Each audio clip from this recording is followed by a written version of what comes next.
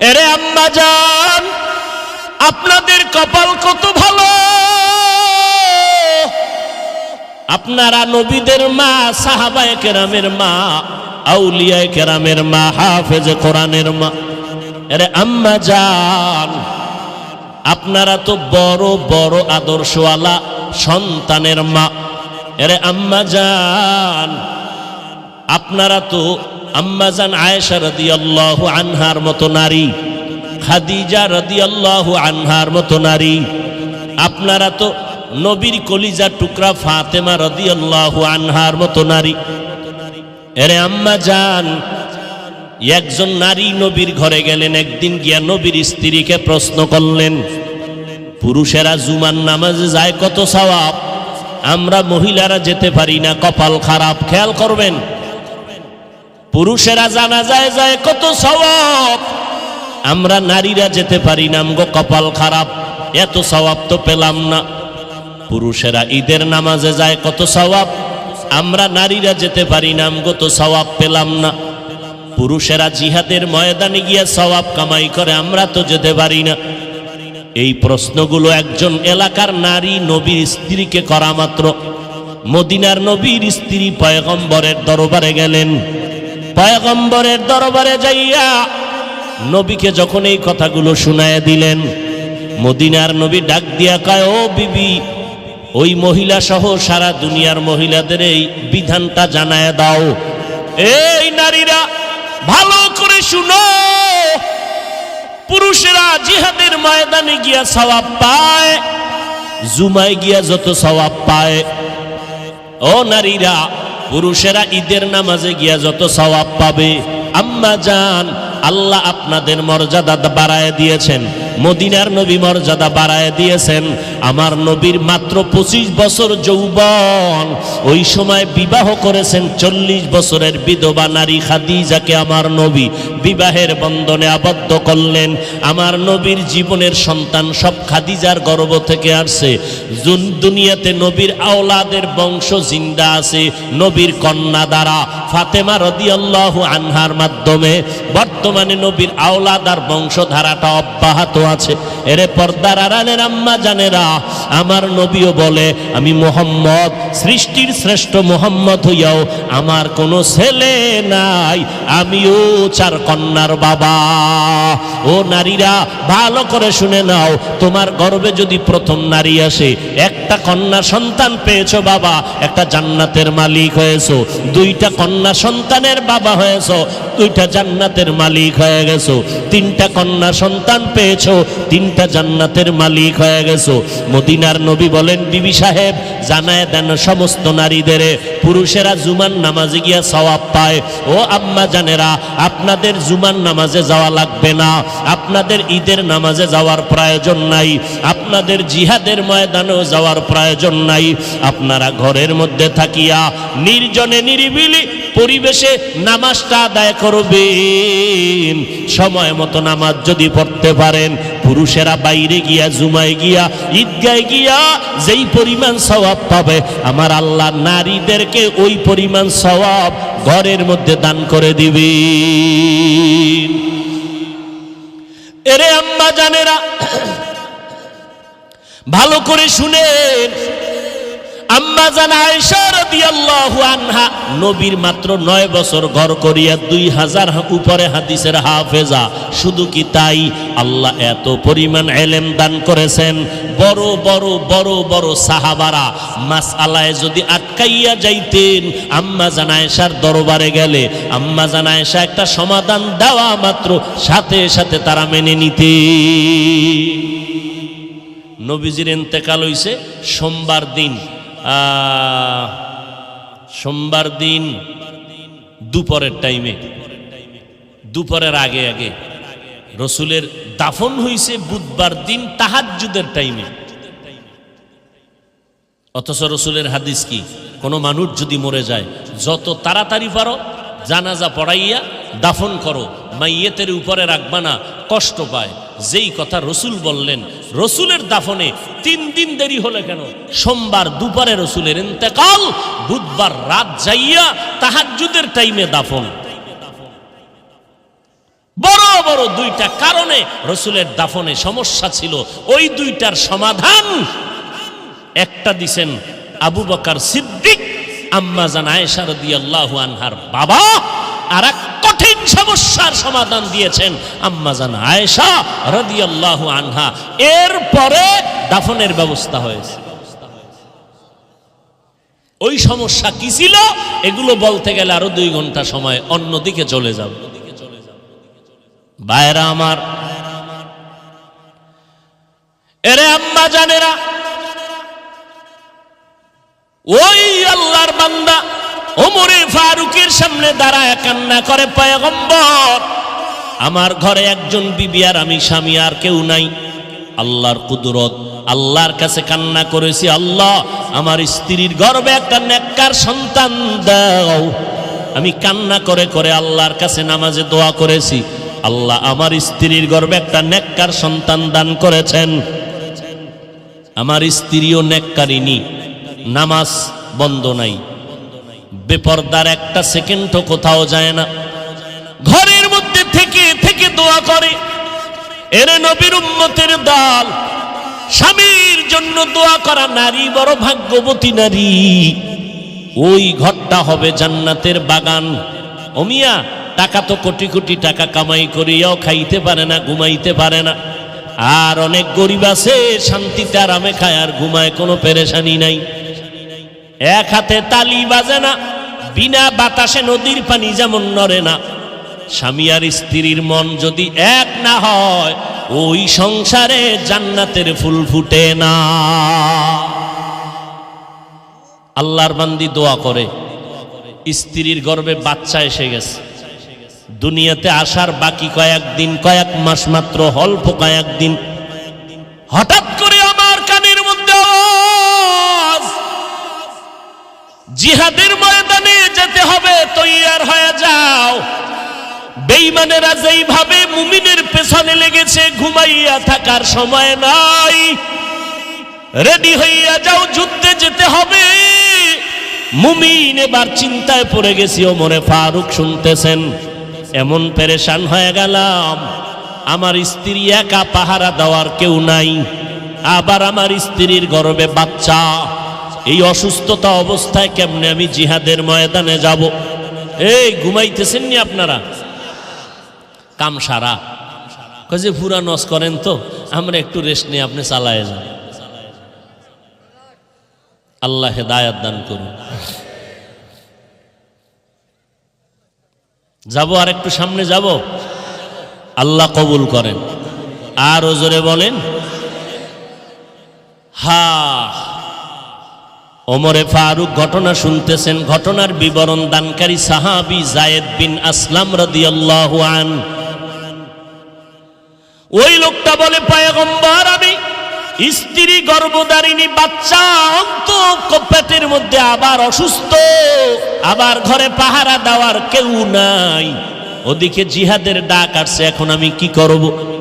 মনে মনে মোটামুটি রেডি হয়ে গেলাম, আমার স্ত্রীর হক আদায় করব, আমি যুদ্ধের ময়দানে যাব না, আমার স্ত্রীকে পাহারা দেওয়ার কেউ নাই। এইভাবে মোটামুটি একটু সিদ্ধান্ত নিব প্রায়। এমন এক সময় আমি বাড়ির মধ্যে গেলাম, আমার স্ত্রী আমার চিন্তিত মনটা দেখা আমাকে একটু জিজ্ঞাসা করলেন, স্বামী আমার এত পেরেশানি কেন হলেন? বলে, এই হালাত, যুদ্ধের ময়দানের ডাক এসে গেছে। স্ত্রী বলে, স্বামী আমার পেরেশান হবেন না, আল্লাহকে রাজি কইরা চললেই আল্লাহ আমাদের শান্তি দিবে। আর আপনাদের ম্যাডামদের খবর কি? আজান হয়ে গেছে, ঘরের মধ্যে কাজ আছে, নামাজের কথা পড়ে, আগে আমাকে মার্কেটে নাও, নামাজ পড়ে আগে আমার মনের আশাটা পূরণ করে দাও। শান্তি দেওয়ার মালিক আমার আল্লাহ। ওর মা পর্দার আড়ালের আম্মা জানেরা, এই জন্যই তো পয়গম্বর বলেন, যেখানে বিয়া করবা বিবাহের আগে দেখবা ওই ঘরের মা নামাজিনী, কোরআন পড়নেওয়ালানি, যার কলিজার মধ্যে কোরআন আছে, ওই ঘরটাই হবে জান্নাতের বাগান। এরে নবীর উম্মতের দল, আল্লাহর এক বান্দি একটা বাচ্চা নিয়ে আসে ঘরের মধ্যে, সাহাবী, পয়গম্বরের কলিজার সাহাবী, যুদ্ধের ময়দানে ময়দানে হাজির। ছোট ভাঙ্গা ঘরে স্ত্রী সন্তান নিয়ে আছে, একটা ছোট্ট বাচ্চা নিয়ে। যুদ্ধ চলতেছে, বাড়িতে আসবে ভাব। রাতের বেলা স্বামী যুদ্ধের ময়দান থেকে ঘরে আসছেন, নবীর সাহাবী, কলিজার সাহাবী। এদিকে যুদ্ধের থেকে বাড়িতে আসার আগেই আল্লাহর বান্দির সন্তান দুনিয়া থেকে বিদায় নিয়ে চলে গেল। আল্লাহর বান্দি এত সবেরা, বাচ্চাটারে সুন্দর মতো বিছানায় শোয়াইয়ে একটা কাপড় দিয়া রাখছে, মনে হয় আরামে ঘুমায়। গভীর রাতে স্বামী ঘরের মধ্যে হাজির। স্ত্রী মনটা হাসি খুশি অবস্থায় দরজা খুলল। স্বামীরে বুঝতেও দেয় না যে আমার ঘরের মধ্যে কোনো দুর্ঘটনা, মুসিবত, কোনো পেরেশানি যেন বুঝতে না পারে। কারণ স্বামী বাইরে কষ্ট করে, খানা নাই, ঘুম নাই। কত স্বামী বাইরে কামাই করতে গিয়ে মানুষের সাথে ঝগড়া করে। আমার আম্মা জানেরা যদি বুঝতে পারতেন, তাহলে কোনো স্বামীর সাথে খারাপ আচরণ করতেন না। আল্লাহর বান্দি দরজা খুলে দিলেন, সালাম দিলেন, খানার আয়োজন। কথার মধ্যে আল্লাহর বান্দা সাহাবী বলে, এই আমার ছেলেটা কই রে? স্ত্রী মইরা গেছে, এও কয় না, কয় যে রেস্টে আছে, রেস্টে, আরামে আছে। ওই যে মারা গেছে, চাদর দিয়ে শোয়া রাখছে। স্বামী বুঝে ঘুমাইতেছে, তো ঘুমাক, ঘুম থেকে উঠবে সকালে, তখন সন্তানের সাথে কথা বলবো।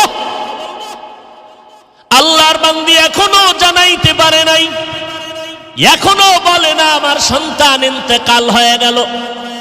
মনটাও খারাপ করিয়া স্ত্রীকে তাও বলেন, স্ত্রী মনটা খারাপ তাও দেখায় না, খুশি খুশি ভাব। কি পরিমাণ ধৈর্য থাকলেই তো সম্ভব। ছেলে মারা গেছে নিজের। আম্মাজানের কণ্ঠ শুনিয়া পুরা গ্রামের মানুষ সজাগ। পর্দা কই, সন্তান মরে গেছে চিৎকারের আওয়াজে। আর এই সাহাবীর স্ত্রী যেমন তেমন মহিলা। এবার স্বামীরে খানা টানা খাওয়ায় আরামে ঘুম পড়াইয়া দিল, নিজেও ঘুমাইল, স্বামীর সাথে আনন্দে কাটাইল। সকালবেলা দুজন উঠে ফজরের নামাজ পড়ল। নামাজের মুসাল্লায় বসিয়া এবার স্ত্রী কথাটা বলবেন, কেমনে বলবেন?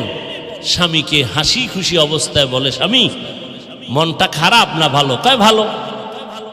একটু কথা বলি, বলে আচ্ছা আপনার কাছে যদি কেউ কোনো মাল আমানত রাখে, আপনি রাখবেননি? বলে রাখবো। আচ্ছা যদি মালটা আমানত রাখার পরে ফেরত চায়, দিবেননি? কয় দিব। কয় যদি ফেরত চাইয়া নিয়ে যায়, আপনার মনটা খারাপ লাগবে নি? কয় না, খারাপ লাগবে না। দেখছেন নি কারবার?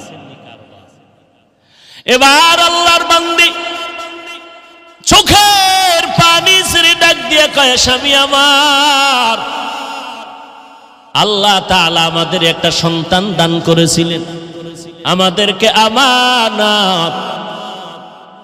আল মালু আল বানুন জিনাতুল হায়াতিদ দুনিয়া। আল্লাহর দেওয়া আমানত। আল্লাহ তাআলা সন্তানটা গত রাত্রে নিয়ে গেছেন। স্বামী বেচারা চোখের পানি ছেড়ে কাঁদে আর কয়, বিবি এটা কেমন কথা, সহ্য করা যায় না রে বিবি, ধৈর্যের বাঁধ ছেড়ে যাইতেছে। কই আমার সন্তান? বলে আমি রাতের বেলা চাদর দিয়া ঘুম পাড়ায় রেখেছি, এখনো সেই চাদরে আবৃত আছে। আমি আপনাকে পেরেশানি দেই নাই, আপনি রাতের বেলা ঘুমাইতে পারবেন। আপনি যুদ্ধের ময়দানে কত কষ্ট করেছেন। আপনি যদি সন্তানের ইন্তেকালের খবর পান, আপনার ঘুম হবে না, অসুস্থ হয়ে যাবে। আল্লাহর দেওয়া আমানত আল্লাহ সময় মতো নিয়েছেন, আপনি মনে কষ্ট নিবেন না। সাহাবী কান্না করে, বিবি আমি সন্তানের জন্য কাঁদি না, আমি আল্লাহর দরবারে শুকর আদায় করি আর কাঁদি। তুমি কেমন আমার বিবি, কেমন করে তুমি ধৈর্য ধারণ করেছো রে বিবি? একটা সন্তানের লালন পালন করতে মা ঘুমাইতে পারে না, খানা খাইতে পারে না, জীবনের সব কিছু বিসর্জন দিয়ে দেয় মা সন্তানের জন্য। ওই সন্তান যদি মাকে মা বলে ডাক না দেয়, মায়ের কলিজাটা ঠান্ডা হয় না। আব্বা জানের কিনারায় মা রাতের বেলা ঘুমায় ঘুমায় কান্না করে। আব্বা জান বলে, বিবি কেন কাঁদো? বলে, একটা সপ্তাহ হয়ে গেছে সন্তান আমারে মা বলে ডাক দেয় না। কেন ডাক দেয় না? বলে, আমি একটু রাগ করেছিলাম, সন্তান অভিমান করে আমারে মা বলে না। আমার বাবা বলে, বিবি তুমি কষ্ট পেও না, তুমি টাইম মতো খানা খাওয়ার ঘুমাও, সন্তান বুঝে আসবে, ক্ষমা চাইয়া তোমারে মা বলে ডাকবে। মা ডেকে বলে, স্বামী আমার, তোমারে বুঝাইতে পারি না, আমি যতবার খানার প্লেটটা সামনে নেই একটা লোকমা আমার মুখে দিয়া ভেতরে যায় না। আমি যতবার বিছানায় বালিশে শুয়া চেষ্টা করি ঘুমানোর জন্য, আমার চোখে ঘুম আসে না। কারণ আমার খানার থেকে, ঘুমের থেকে সন্তানের মা কথা এত শান্তি পাই। সন্তান যখন কলিজা ভরে মুখ দিয়ে একটা মা বলে ডাক দেয়, আমি মায়ের কলিজা ঠান্ডা হয়ে যায়। আজ একটা সপ্তাহ হয়ে গেল আমার সন্তান আমাকে বাবা বলে ডাক দেয় না। আমি সহ্য করতে পারি না রে স্বামী। কই আমার গোসল, কই আমার খানা, কই ঘুম? ও নাজিরপুরের সন্তানেরা, কই মাকে হারাইছো, কই বাবারে হারাইছো? যেই বাবা তোমার এমন একটা রাত্র নাই টেলিফোন করিয়া খবর নিত না।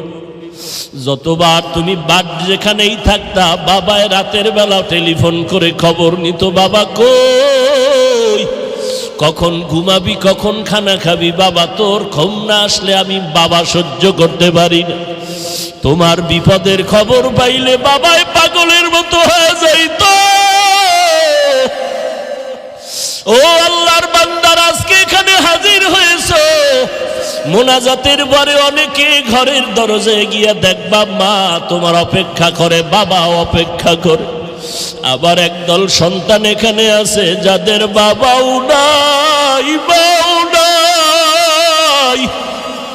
ঈদের নামাজ পড়ে একটা যুবক কবরের কিনারায় দাঁড়াইয়া দাঁড়াইয়া কান্না করে, এরে যুবক কেন কাঁদো? বলে, গত ঈদে নামাজে যখন আমি রওনা দিলাম, ঈদের নামাজে যাইতে পোশাকটা পরিয়া ঘর থেকে বের হওয়ার সময় আমার মায়ের কাছে দাঁড়াইলাম। আমার মা আমার মাথায় হাত দিয়া কলিজা ভরে দোয়া করে দিলেন। আমার বাবারে হাতটা ধইরা সাথে নিয়ে ঈদের নামাজ এক জায়গায় দাঁড়াইয়া আদায় করেছে। আজ যখন আমি ঈদের নামাজের জন্য ঘর থেকে বের হইতেছিলাম, আমি হঠাৎ করিয়া মায়ের দোয়ার কথা মনে পড়ে মায়ের বিছানার দিকে নজর পড়ে গেল। তাকায় দেখি বিছানা খালি, আমার মা বিছানায় নাই। নামাজের মুসল্লায় দাঁড়াইয়া দেখি আমার ডান পার্শ্বে আমার বাবাই কই? আমার বাবাই তো আমার পাশে আজকে দাঁড়াইল না।